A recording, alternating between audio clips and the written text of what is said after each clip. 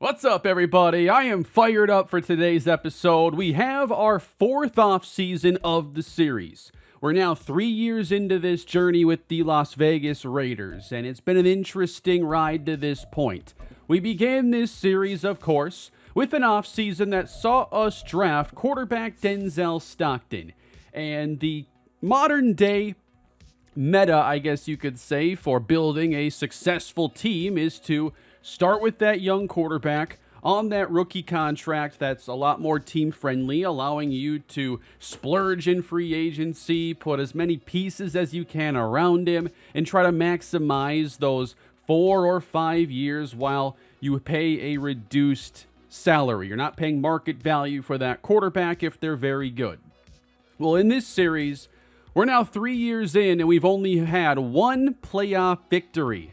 And our most recent season was a 9-8 campaign where we missed entirely.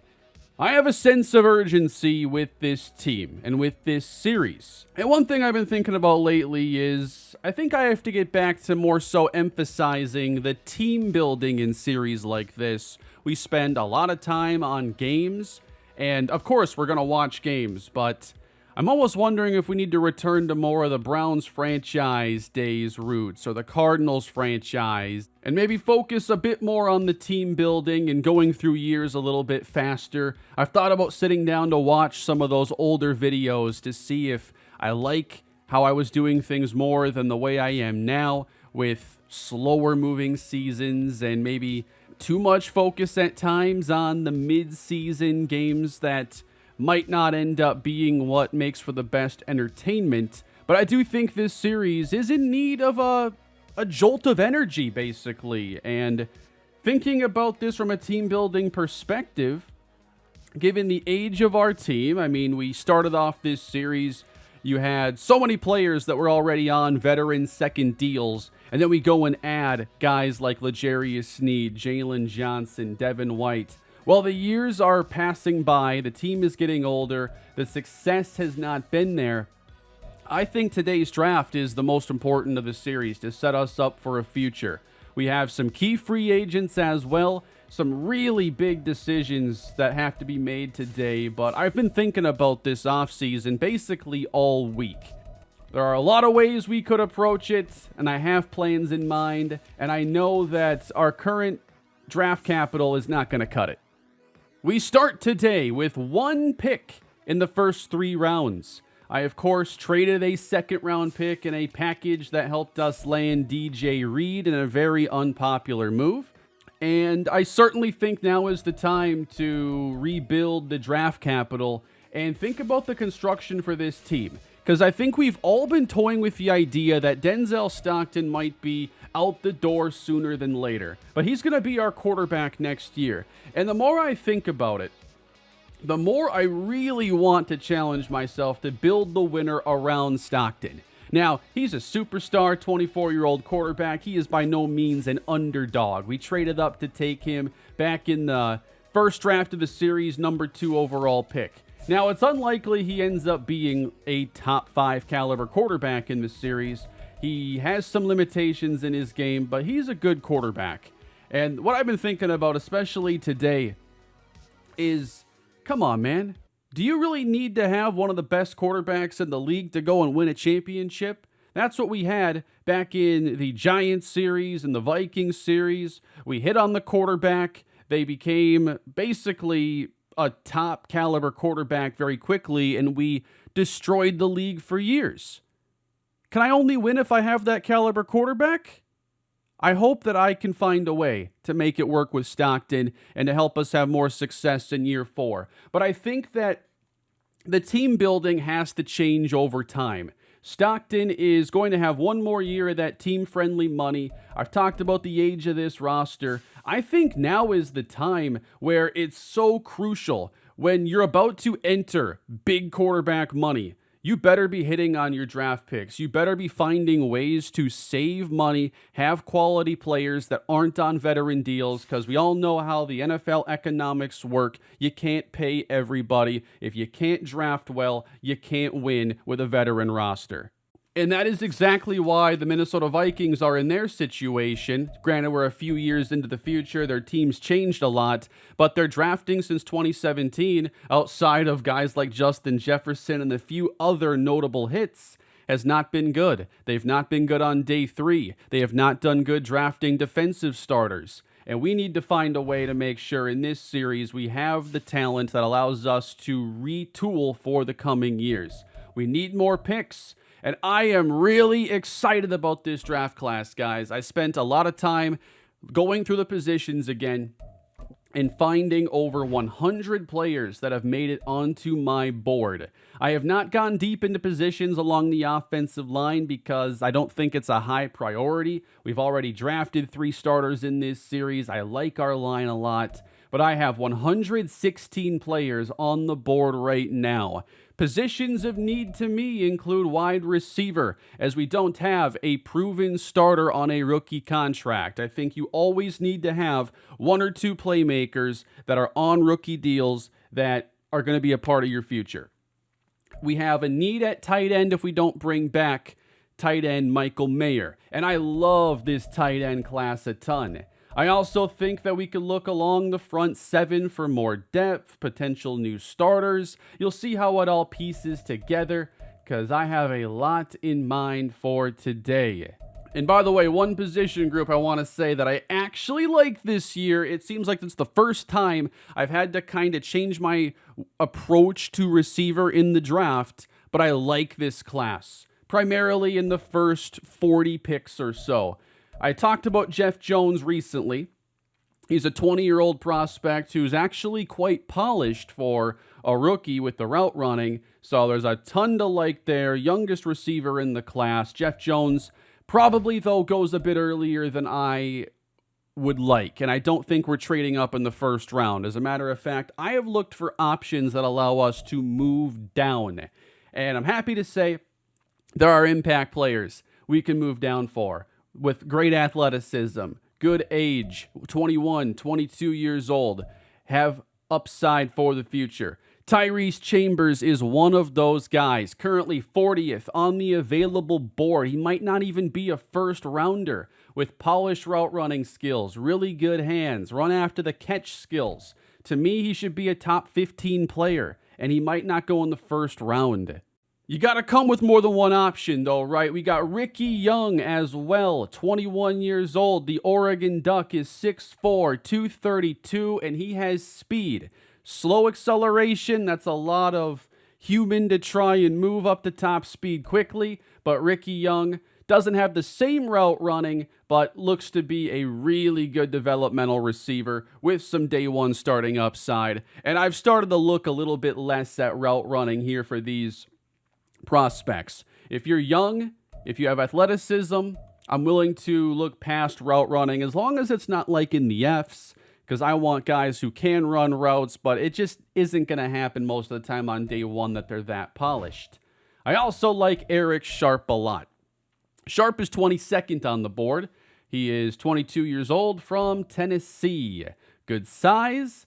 Solid athlete, I don't think on the level of some of the other guys, but above average, and his route running is more raw, his awareness is lower, so to me, he is probably the 4th of that group that I like a lot.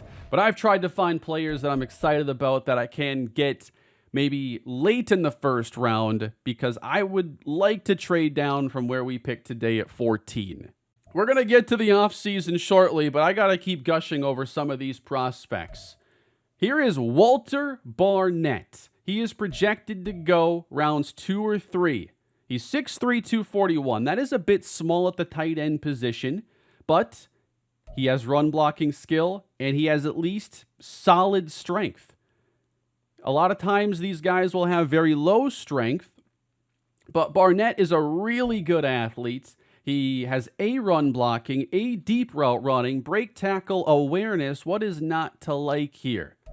Barnett, to me, is a great day 1 starting option. Brandon Gibson, above him here on the board, but he is not going to help you as much in the running game, but he is by far the highest upside receiving tight end in the class. We have 3 fourth-round picks right now, and I wanted to make sure I had plans in mind for how to use those picks. And there are a lot of players in this class I like for day 3, including at the linebacker position. There are a bunch of guys here that I think could be starters. Let's go a little bit further down the draft. How about Michael Farrell out of Texas? Round 3 to 4 player. He's 23 years old, but very fast, great athlete, not the strongest guy, but definitely has 3-down ability. He can hit, but maybe he won't be the most reliable tackler. The defensive tackles in this class are awesome as well. Let's go to George Kruger, just a solid day 3 guy. Run stopper archetype, but finesse moves with outstanding athleticism. I just think he's a lot lower than he really should be. How about Matt Philbin, round 3 to 4 guy? So Philbin is a power rusher, and he has finesse moves with great athleticism. So if he's a power rusher, his power moves got to be better than that finesse, and his finesse is going to be usable with awareness. Philbin, to me, is a starter on day 1, potentially. And I could talk about more prospects, but let's wait until we're a little bit further into the offseason. I just want you to understand, I'm excited about this class, and to me, this is where we're going to decide if we're going to be a winning team going forward or if this rebuild is ultimately a failure.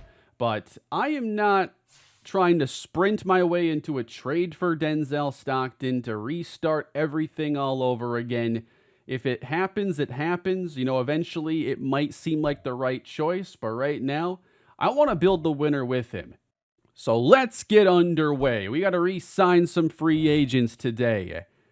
Max Crosby, Josh Jacobs, Denzel Stockton, 5th-year option, Michael Mayer, Davante Adams. It's a lot of key free agents. So we're going to start by picking up the 5th-year option on Denzel Stockton. Very easy decision. We want him under contract. You can't trade a guy who's going to be a free agent. To have all of our options open, you have to pick up the 5th-year option. We are not going to negotiate with L'Jarius Sneed, Robert Spillane, Shakorian Bennett, or really anybody that has no interest in returning. We're not paying $6 million a year for Aiden O'Connell. But what we are going to do is offer this 3-year deal to Max Crosby. I have a plan for today. It begins with making sure we still have an elite caliber pass rusher. The regression should be fine on a guy who's 99 with X-Factor development. Let's keep Max Crosby here because this is a very key part of the plan. Crosby signs a 3-year, $120 million extension. Remember, we are a few years into the future. The cap goes up, and now with an update, the player demands scale with the cap. Josh Jacobs wants $20 million a year. That is a lot for a 29-year-old running back. I am tempted to let him test free agency and see if we can get him to come back, but my plans next year definitely include Josh Jacobs. I'm going to offer him a 2-year deal. I didn't think he'd take it, but all right, so we're signing him to the $20 million a year deal. That is top-tier running back money. It's 2 years, though, not 3. And Jacobs, absolutely. I want him for a couple more years in this offense. Now, I am going to let Michael Mayer test. I love this tight end class. I feel great about being able to find a replacement. We got to see how valuable Milton Williams was last year. He had 9 sacks. And although this is a bit premium for a 77 overall defensive tackle, you know what? I'm probably going to let him test, but be a priority to bring back. We'll offer a 1-year deal now to Daniel Carlson, who takes a 1-year, $5 million offer. And right now, we're not going to be offering a deal to Marcus Epps. That could change, but not offering him a contract now. That leaves us with Davante Adams. Regression wasn't kind to him, but I think he'll still be a good player. I'm just not sure it's going to be with us. I'm only going to offer a 1-year contract. He accepts it, but I'm open for business on trading Davante Adams. That's big because I was not going to let myself trade him if I had to sign him to like a $24 million franchise tag, because I don't think at his stage of his career that would be a good trade for another team. But I think 1 year, 15, that is a very tradable deal. We could tag Michael Mayer, but I'm going to pass. I only have $44 million right now in cap space, and I'm not going to use the tag at all. Let's check out the combine results quick. And by the way, the number one player in this class, I agree with his ranking, Randall Rhodes out of Washington. Archetype, power rusher, elite speed, strength, acceleration, and he has A finesse moves. So, you know his power moves is likely an A as well, but a power rusher with A finesse moves and elite athleticism, probably not topping that. I expect him off the board at number 1. Here is our current roster. We have a fair amount of players who are 30 years or older, all of them in pretty prominent roles. I want to see what's out here in free agency. The top player available, Derek Stingley, Trayvon Diggs, Ryan Ramczyk. This is a really nice free agent class. Surprised that so many players have like no interest in coming here. The first player I have interest in today is tight end Darnell Washington. 6'7", 264 pounds, a big combo tight end. He could start in a pinch, but probably won't be a great receiving option, but offers a more balanced skill set than a lot of tight ends do. I want to make sure we have a veteran on this team, so we're going to offer a contract to him. He has a lot of interest in coming here, so I'm going to try to see if we can get away with a 2-year, $12 million offer. Taking a look at the defensive line. Doesn't seem that the edge rush class is all that great for free agency. I will offer a 1-year deal to Robert Spillane. I still like having him on the team. Don't think we can replace every role here in one go. At defensive tackle, there's DeForest Buckner, Aleem McNeil, DJ Reader, Milton Williams. So Williams still one of the better options available. Buckner, I think, out of our price range, he wants 17. Milton Williams, about half that. And I'm going to try to offer maybe a little bit lower deal and see if we can maintain a little space. And I'm really interested also in safety Jair Brown at 76 overall, 27 years old. Another player who has a lot of interest in coming here. I think this would be an upgrade over Marcus Epps. He does have a 4-interception season now under his belt. Looks like he was traded to Philadelphia at some point. He's been fairly productive, and I'd love to bring him here. We're going to offer 2 years, $8 million. I'd also like to bring in a veteran along the D-line. Got a few options here. I'm trying to see who's had some production lately that maybe we can hope carries over. I think I'm going to offer to Jonathan Grenard. He's 30 years old, 78 finesse, 77 block shed, 86 awareness. A solid player that you can keep on the field in all situations, and again, won't have to break the bank. So I'm not sure how this first session is going to go because I reduced the offer on a lot of these deals, hoping we can get players to sign for a little bit less. So let's evaluate these. Oops, I withdrew. Let's evaluate these offers. And 2 decisions made. We've signed Jair Brown and Jonathan Grenard. So that'll give us another starting safety. We had Khalil Mack last year. He retires, so Grenard now a veteran pass rusher. But there's another reason why I brought in Jonathan Grenard. We need more picks, right? Well, I've had this move planned for a little while now. I wanted to make sure we'd bring in Max Crosby to have that one elite pass rusher. And we're going to try to figure it out opposite him. We're going to trade Tyree Wilson today. He's been a solid player, and he's 27 years old. I think that he's a good player, but not an elite one. He's definitely a solid number 2 edge rusher. Maybe he could still break out from there, but this is where I want us to try and get some more draft capital. Let's see if we have a deal here. We do not. I thought that was going to go through, honestly. I don't think a first-round pick for Wilson is really fair compensation. A 2 to me seems about right for a guy who's a good starter, maybe not a star-caliber player, 1 year left on his contract. Wow, I can't even get the second-rounder for Wilson from them. I think the Vikings could probably use a right end, but they pick even higher and won't make this move. But we have a deal finally with the Arizona Cardinals, and we have traded Tyree Wilson for the 50th overall pick in the draft. So we now have a second rounder again. That gives us 3 picks inside the top 100, and we're still going to be looking to acquire more.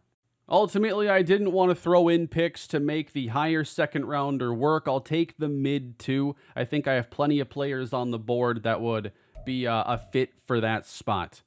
So we have Jonathan Grenard now, who could step in and start there. Probably not going to be starting Carl Morton, but this would make him the 3rd pass rusher.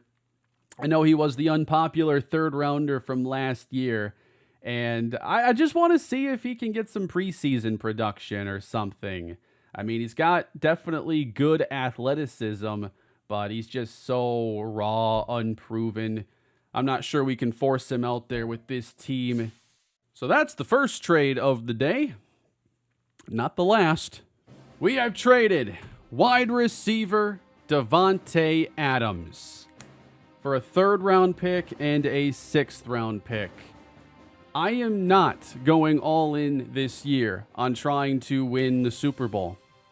I'm going all in on trying to build a better roster for the future. I believe Rashad Bateman can be our number 1 receiver. I believe this draft class has a lot of options that could make for another starter opposite him. Anthony Clinton showed some promise last year, and I'd love to see a full year of him getting more snaps, maybe an increased role if he could get like a breakout opportunity. I mean, you look at what it takes to trigger those sometimes. It's big games. It's touchdowns. That's his game. I could easily see him ripping off a big game, getting that chance, and then it's a matter if that one game comes through, and suddenly you're looking at a different caliber player potentially. And then I do like Taylor Seymour as a slot.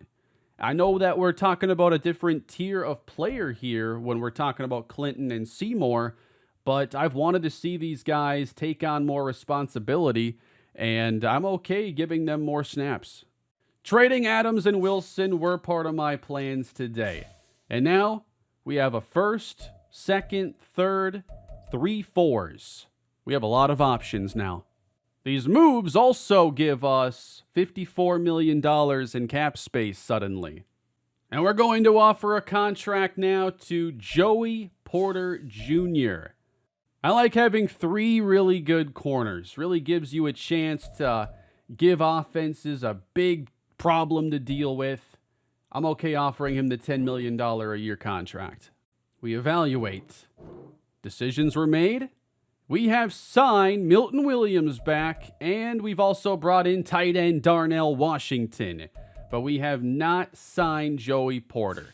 So the corners either weren't interested in us, or I've been looking for the right fit. Porter ends up taking a similar deal to go to Miami. I did have a backup plan who hasn't received an offer, and that is Kader Kohou. And actually, he has a couple things on Porter. He's just not the same overall, but Kohou is a better athlete with better catching, better ball skills. And I wanted to try finding someone who had ball skills, so this is a nice bonus. Similar interception production to what Porter's had. And it'll only cost us probably half the contract per season. I'm even interested in another reunion. Last year, we brought back Khalil Mack. Amari Cooper has the mentor tag. Could fill in, could help mentor some young receivers. This is going to be a competitive one, though. There are a lot of teams interested. I'm going to offer $9 million. I'm not even sure I should do this, but I think it's a good opportunity. Let's see, 3 players all make decisions, and Amari Cooper is back. We have Robert Spillane back as well. And we signed Kader Kohu. So I like what we've done so far in free agency. Definitely not the top tier players, but filling gaps on this team while we acquire more draft capital. By the way, wanted to point out some of the new signings here throughout our franchise for this season. And that includes a few guys who left our team. L'Jarius Sneed to the Buccaneers. Michael Mayer gets the big 4-year deal to go to Green Bay. Anthony Richardson signed with Tennessee. Wow, that's about $33 million a year he got.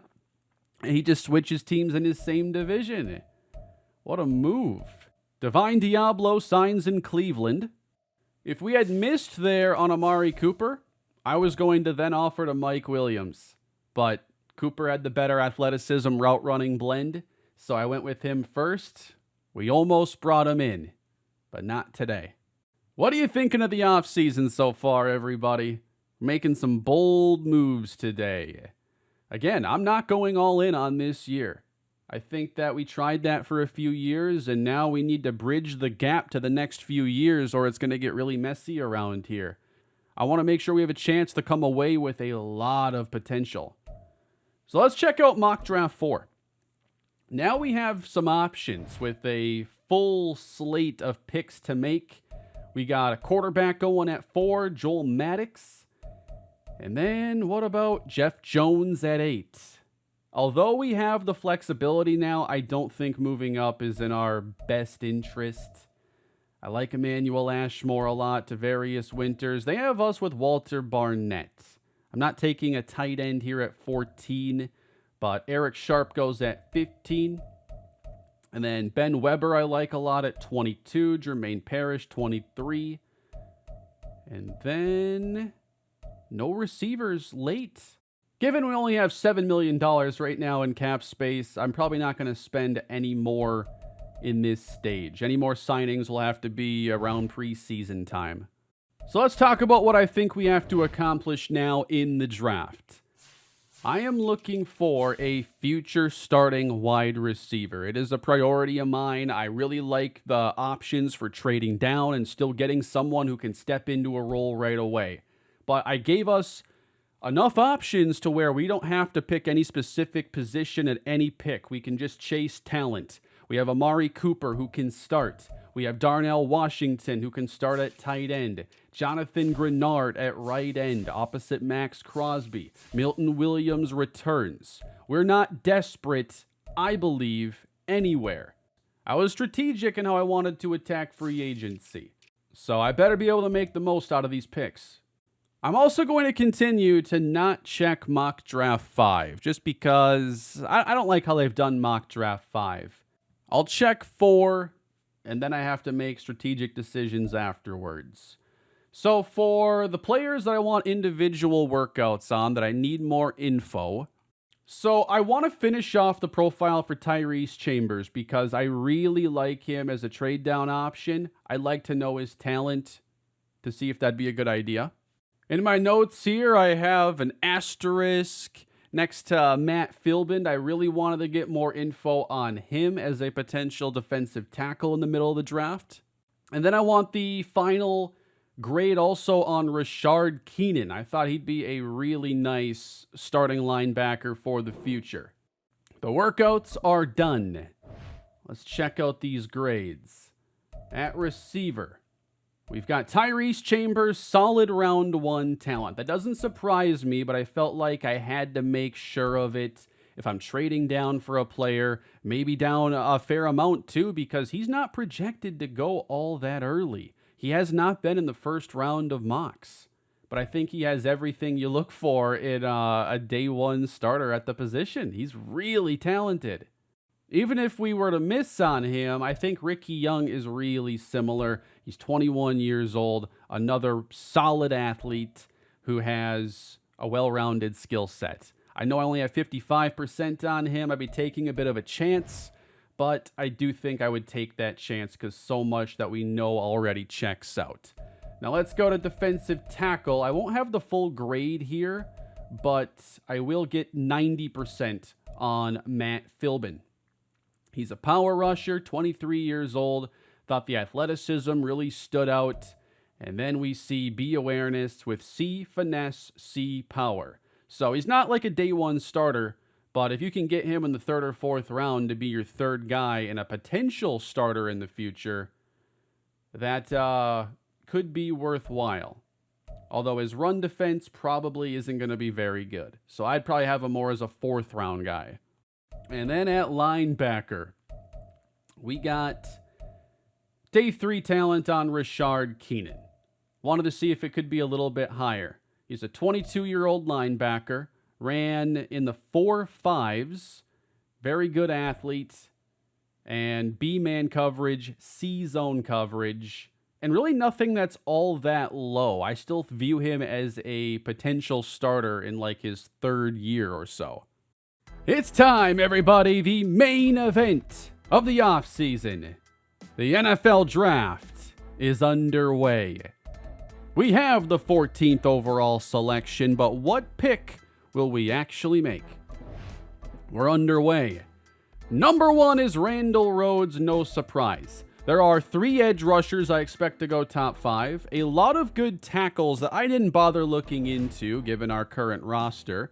So I imagine that a lot of players I'm not all that interested in should go off the board, pushing talent down towards us. At number 4, the Broncos do not take the quarterback. In mock draft 4, they were, and they probably should have. Wow, there is a first curveball, and this is why I don't want to check mock draft 5. I think having a little drama, a little unknown. I don't play Madden competitively. I'm trying to make an experience here. Number 5, DeMarcus Sweet, another top 5 projected edge rusher, is gone. Zach Burrell goes to the Panthers. The Vikings take Junior Davidson, edge rusher. I had him pretty high on my board. And then Miami does take Jeff Jones. I'm not willing to go that high when it's a very strong receiver class. There are, like Tyrese Chambers, even if he has normal development, to me it's no sweat. Receiver's a spot where if you're good, you'll get the chance to go above normal development. Adrian Hicks goes to New England. And Tyler Purcell after him. Keep having these tackles fly off the board.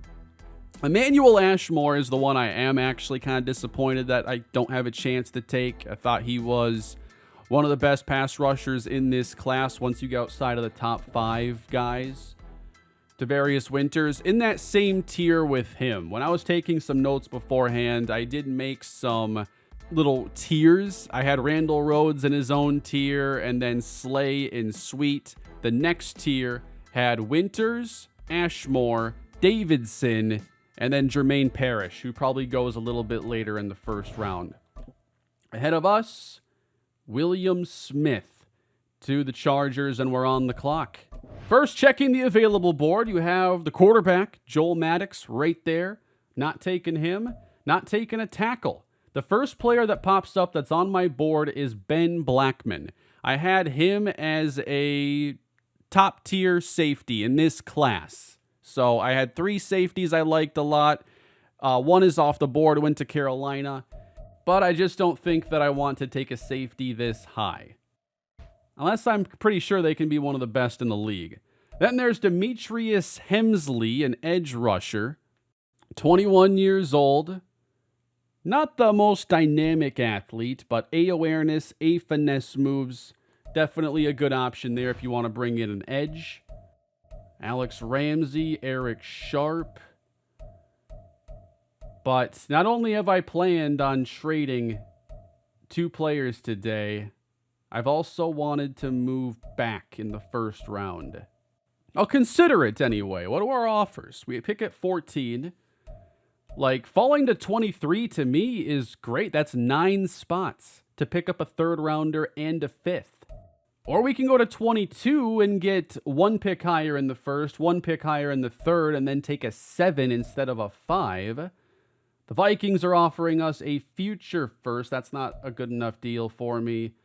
A first 2 years from now, you really got to pay attention to the years on these offers, because I want 2027 picks. The Falcons want to offer us their 1, 2, and 3 next year. I'm going to make the deal with Buffalo and go down 9 spots, picking up the 3 and the 5. And I think that'll give me plenty of picks to work on reshaping this roster. So I know I'm going to miss out on a bunch of guys right here, and they end up moving up for Demetrius Hemsley. So he's somebody we have to look into at the end. To me, edge rush, I suppose it's a relative need. I do think that it's a position group, though, where I have options beyond the first round. Receiver is the one where once we get past like the top 40 picks, I don't feel as good about that class, but the other positions to me have way more depth. Joel Maddox ends up going to Indianapolis, so they let Anthony Richardson go to a rival. They now take Joel Maddox from Michigan. Eric Sharp is off the board, so he was the 4th receiver to me. I had 4 receivers in that tier at the top. Jeff Jones, Eric Sharp, and then Tyrese Chambers and Ricky Young. The next pick is Ben Weber. I think he'll be a really good linebacker for Detroit. And Jermaine Gibson, edge rusher, is off the board, leaving us at 23. I could move back 1 spot with Philly to get a future 5 and 6. I highly doubt they'd be taking a wide receiver. And the Philadelphia Eagles have moved up to select Dalton McCain, another edge rusher. It's a great edge class. I think I'm done trading. I've done a lot of acquiring of picks today. I might be moving up at some point, and now I have extra picks to be able to do that. We began today with no second, no thirds. Now we've got a 2, 2 3s. We pick at 24. And we currently have 11 picks in the current draft. We certainly have options with this pick. So Alex Ramsey, the safety, should go off the board soon. He's a tremendous athlete, can really do it all at the safety position at a high level. Then there's Jermaine Parrish, one of the last edge rushers I think you would look to take in the first round. Fantastic athlete. Very good awareness, B power moves, A tackling. Marcus Cooper. He'd play defensive tackle for us. And he offers elite strength with run stopping and pass rushing ability. It's hard to kind of break a tie here. Tyrese Chambers to me is as well-rounded as you're going to find a prospect, especially outside of the top 5 picks. When you get a blue-chip guy, it's easy. Chambers isn't blue-chip, but he checks all the boxes, I think. Catching traffic's a little low, but I'm sure that can get better, especially because it's one of the only ratings that needs to. It's a difficult spot, everybody. We have way too many good options here. Part of me wants to think about how I could move up from our second-round pick. I'm just not sure what the cost would be if I try to get back into the end of the first or at the top of the second. Here at 24, I am going to select Alex Ramsey out of Washington State. I think he is the highest upside player. I know he's not the most important position, but his upside, I think, is the highest here. And I think he's a player you could play as the slot corner right away and eventually play at safety. Alex Ramsey with hidden development is our first pick of the day. Never did I think I'd be taking a safety in the first round today. I've already discounted that idea, I think, a few minutes ago. But I wanted to make sure we could rebuild this team and do it the right way. And I didn't acquire all these picks and then go and make sure we bring in an Amari Cooper just so I can maybe take a receiver a bit earlier than I should. And ultimately, he's not the only receiver I like. But we're going to simulate a handful of picks now and plot our move up. A lot of offensive linemen going. That's excellent news for us. Tony Gilmore off the board. Now Kansas City at 30. Ben Blackman. I like Chambers a lot. He's now the 9th ranked player on the big board. Second receiver behind Sammy Glenn. Cowboys take Jermaine Parrish, and the final pick of the first round is Austin Reed, right guard. First pick of the second round, Carl Ware, safety. The Giants, I am a little worried about them thinking receiver with this pick. Didn't like our options there with the Giants. We're going to move past them as they take Michael Sheridan. Terrence Sullivan. I kind of got scared there when the first name started with T. Titans are on the clock. Receivers definitely possible here. And for the cost of 2 fourth-round picks, we have moved up. We traded our earliest and our latest to move up for a player that we know has round 1 talent. We are on the clock, and we're going to get a player I nearly just took in the first round. It's going to be wide receiver Tyrese Chambers. Hidden development is only a bonus. 91 speed, 93 acceleration. Getting him in the second round, I think, is going to look like an absolute steal. Can't wait to see his ratings. Really exciting offseason for me to this point. Our next pick now is middle of the third round, unless we're prepared to move up again. And that's where we're going to make 2 picks pretty close together. So I'm going to let this draft play out a little bit now and see what opportunities are there a little bit later. Brandon Gibson's off the board. There's the first tight end going to the Patriots. Love this tight end class, even if I end up missing on some of the first guys. Sammy Glenn goes here to the Seattle Seahawks. I knew I'd have to get up at some point with a round 1 talent receiver. I was not going to naturally get him at 50th overall. So I think we made a good pick there for 2 4s. Ben Holland is off the board, a tight end who is not my second tight end in this class. What I've been doing a lot more often is using this available board as a guide and then, okay, where are the hearts? Like I have Malachi Gibson favorited, Ricky Young favorited. Gives me an idea, a better idea of where we are and how teams could view these players overall. Tight end is definitely on my mind, and we might have to move up if we want to get Walter Barnett. I also have Carlos Vereen as a starter on day 1. He is a smaller linebacker, 23 years old, but he's got excellent athleticism. He has some cover skills, along with good block shed, hit power. He's a 3-down guy. I think that's your long-term Devin White replacement, potentially. But linebacker, to me, is one of the deeper positions in this class, and I don't think I'll be willing to trade up for a linebacker with how deep it is. Ricky Young ends up going middle of the second to the Colts, and if I had missed on taking Tyrese Chambers, Ricky Young was going to be my pick, although I knew it would be a little risky. I do want to find out how good he ended up being. Walter Barnett is off the board. He goes to the Eagles here in the second round. That one is kind of painful. I like this tight end class a lot. I put us in a position where we wouldn't have to sell out for it. But don't worry, I have other options.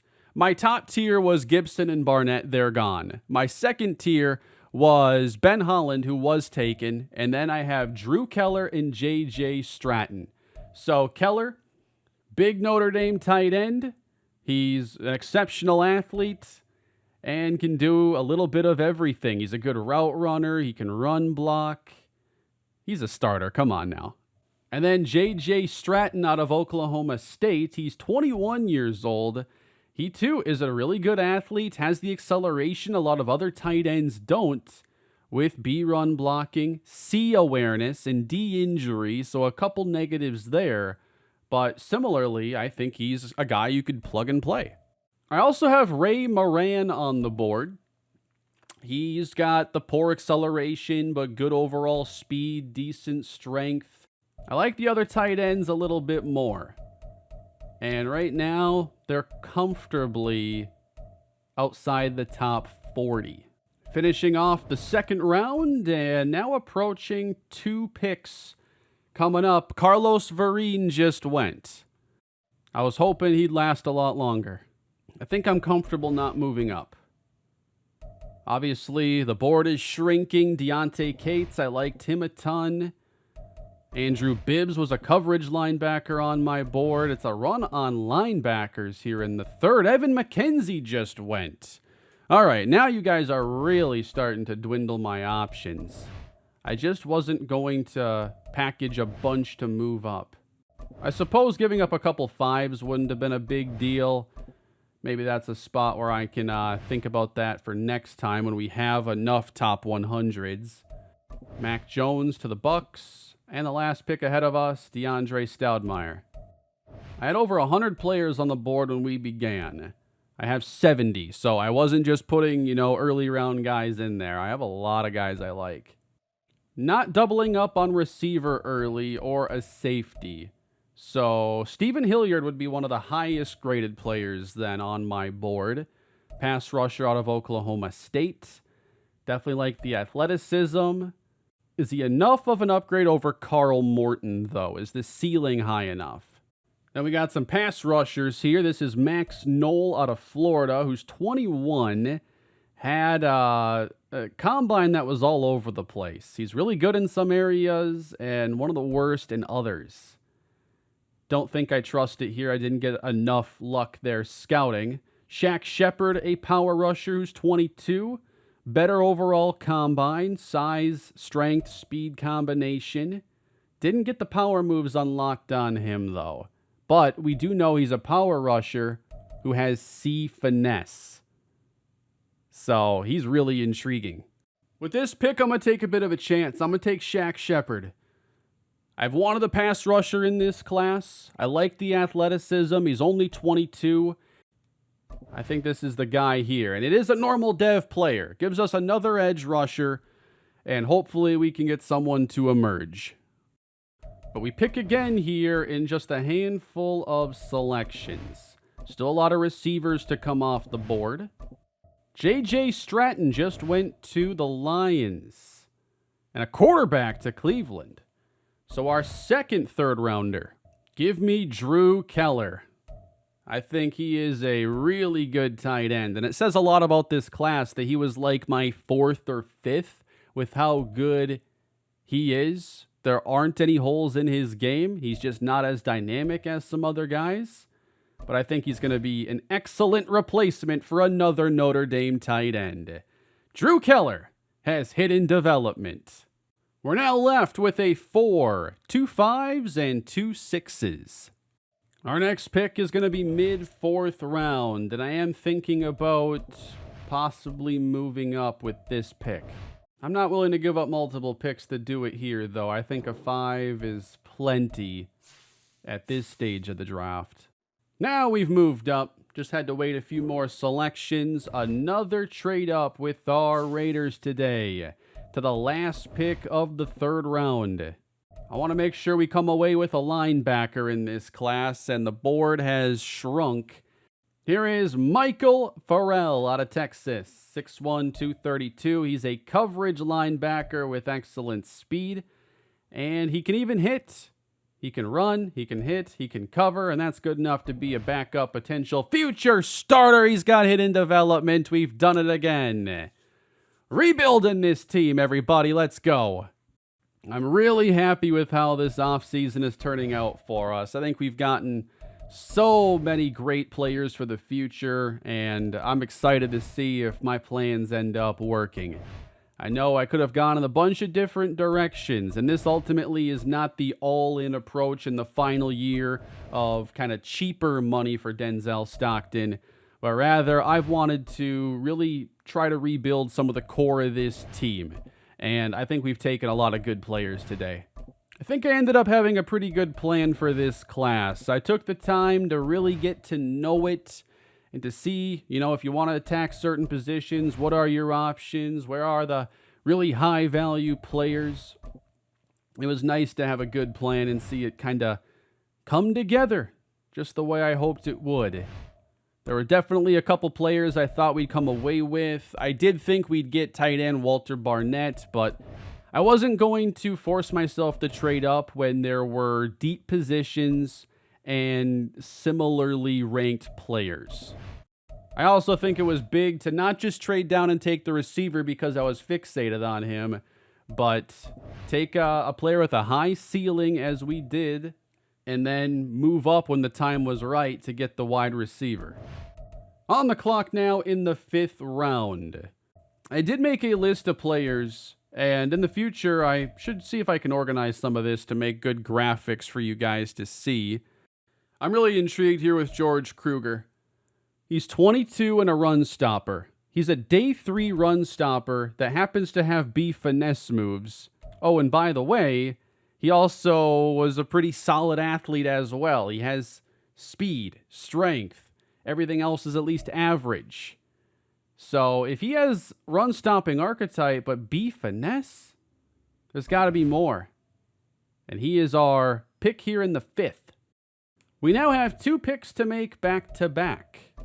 I keep coming back to him here. I know he's an incomplete player, but I want to take Sidney Jett out of UTEP. He's 6'4", 263. He has very low speed. Like, I worry about him being able to actually convert pressure into sacks. But he has strength, acceleration is at least good, B power, and C finesse. It's the 6th round. Let's take Sidney Jett, 77 speed, pass rusher. And with our final selection of the day, we're now going to take a cornerback in Melvin Crowder, who's a man cover specialist. And that is going to conclude our 4th draft of the series, a very exciting one. We ended up making a 1st, a 2nd, 3 thirds, a 5, and 2 6th round picks. Starting the day with a 1st, no 2nd, no 3rd, and 3 4s. A lot of trading, a lot of movement. It all began for us by taking Alex Ramsey with our 1st pick.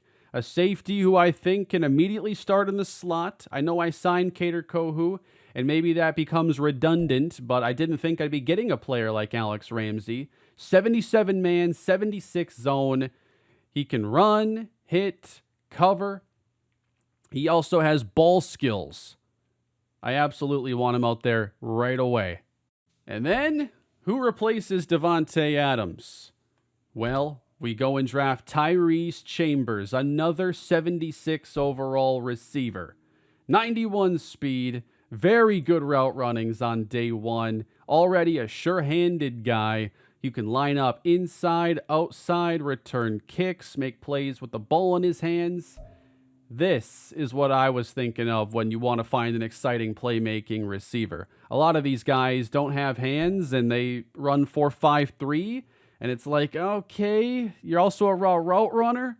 But no, Tyrese Chambers is the real deal. And then, how do we maximize the rest of the way? I wanted to find players that could develop into future starters or role players.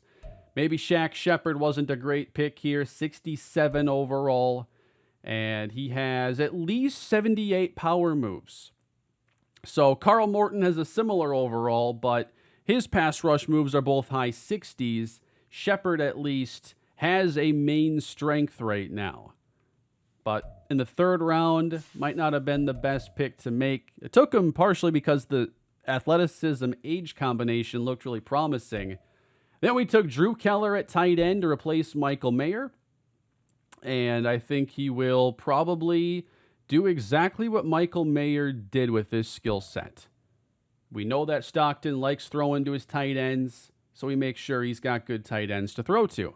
Then we move up for the linebacker, Michael Farrell out of Texas, a hidden dev player who can take over for Divine Diablo and likely be one of our nickel linebackers at the same time. The coverage, I think, is fine enough right now to go with 72 awareness. He can definitely play alongside Devin White right away.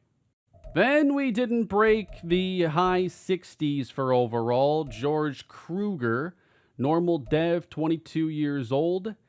Might have upside as a contributor down the road, but it won't be right away. And then Sidney Jett, another pass rusher, just because I wanted to try to get depth, try to throw numbers at a problem and see if somebody can break out. But we're going to be relying on a lot of like 65 to 70 overall guys to take a leap.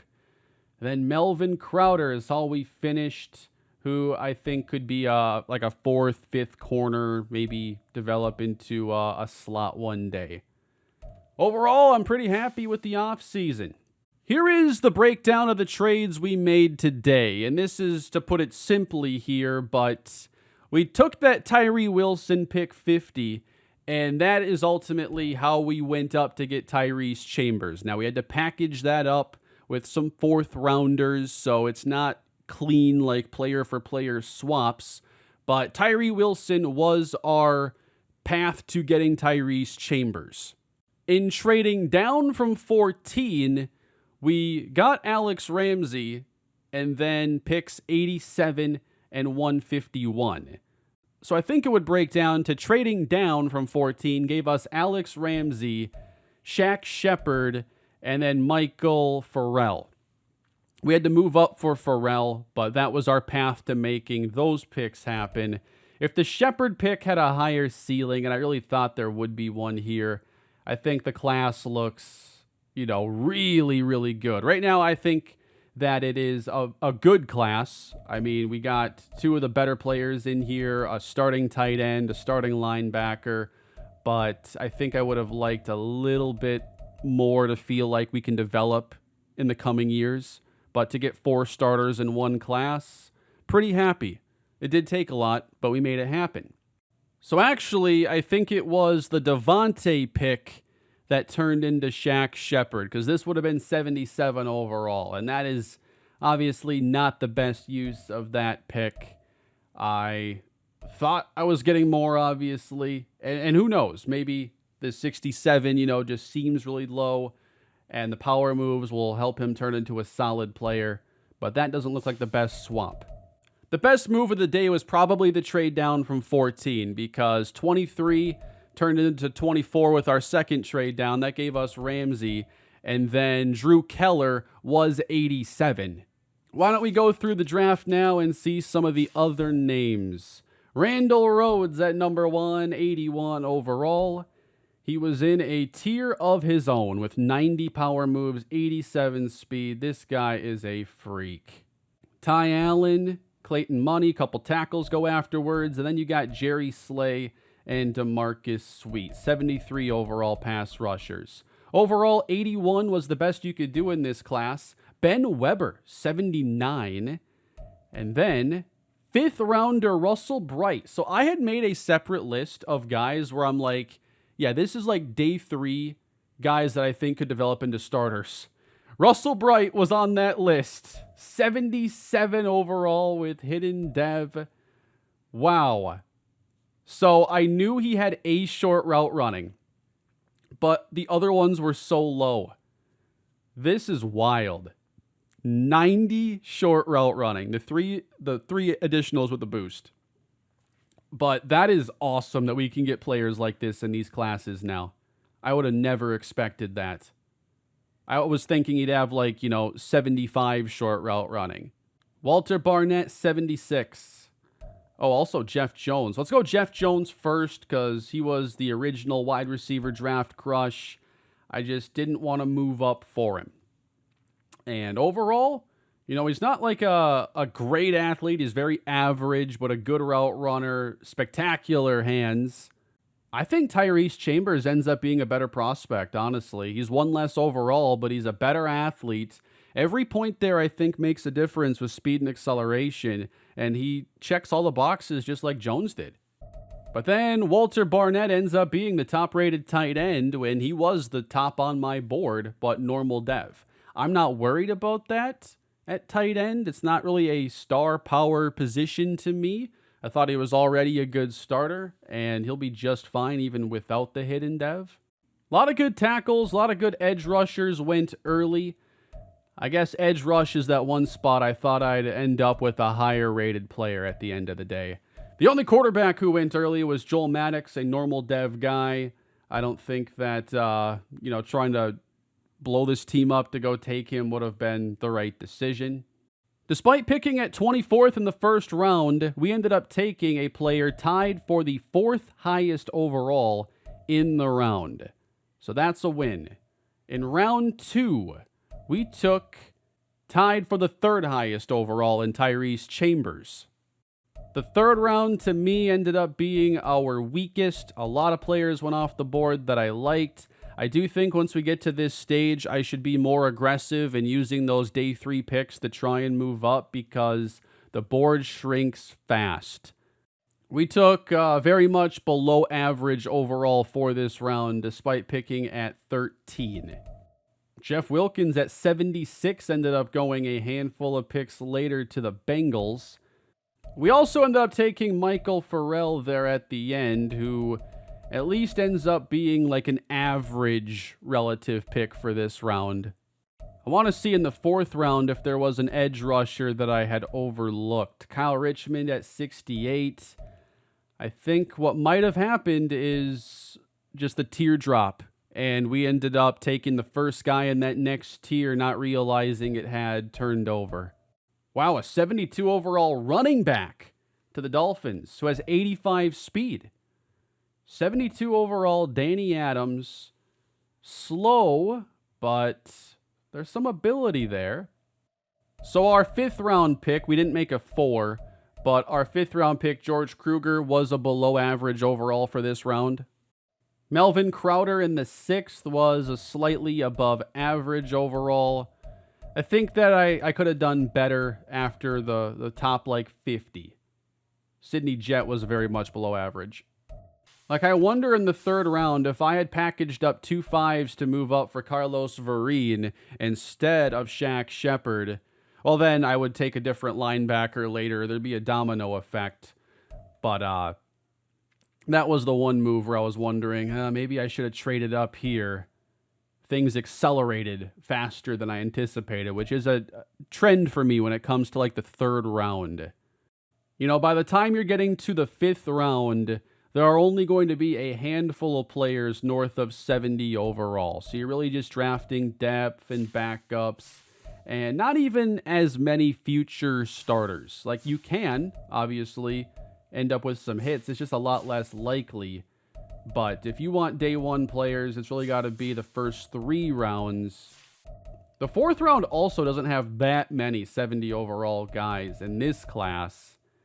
So really got to package things up into those first 3 if I want to get obvious contributors like I was targeting.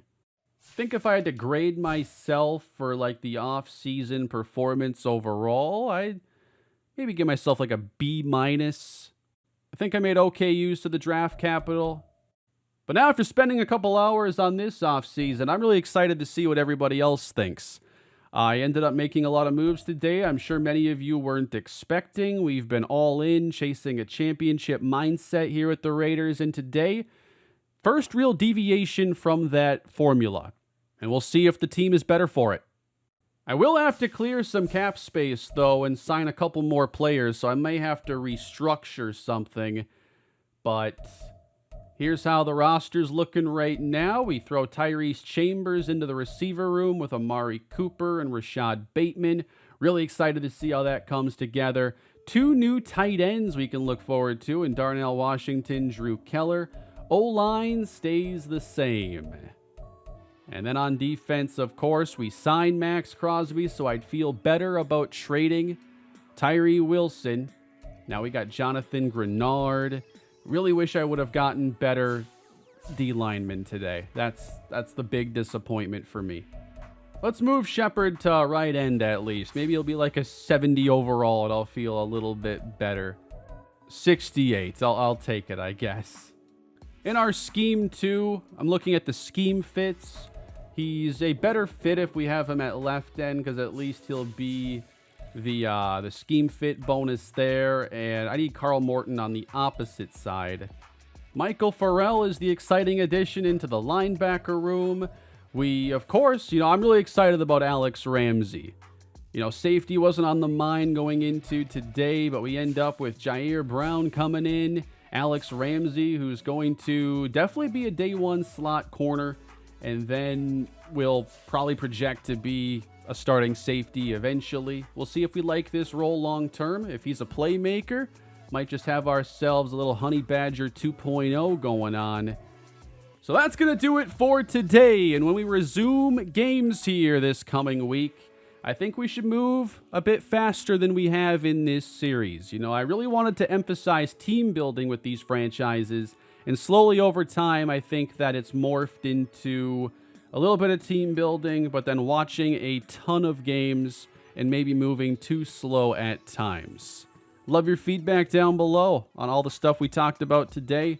And please, if you enjoyed the video, I'd appreciate it if you left a like and subscribe to the channel. And I hope this episode ends up being the jolt of energy this series kind of needed. Have a great day, everybody. I'll see you next time.